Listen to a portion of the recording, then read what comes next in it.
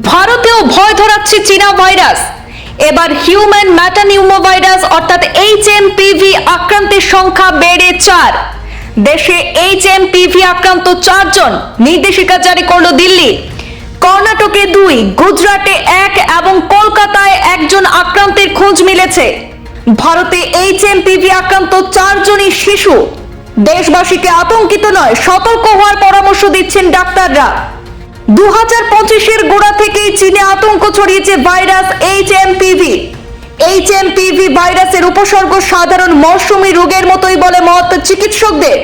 নাক দিয়ে জল পড়া, বুকে কফ জমা, শ্বাসকষ্ট, গলা ব্যথা, জ্বর, গায়ে রেশ বেরোনো এই রোগের উপসর্গ। মূলত শিশু এবং প্রবীণ ব্যক্তিদের এই ভাইরাসে সংক্রমিত হওয়ার সম্ভাবনা বেশি। প্রাণঘাতী না হলেও করোনার মতো এই ভাইরাসও দ্রুত ছড়িয়ে পড়ে। HMPV নিয়ে আতঙ্কের কিছু নেই, জানিয়েছে কেন্দ্রীয় স্বাস্থ্য মন্ত্রক।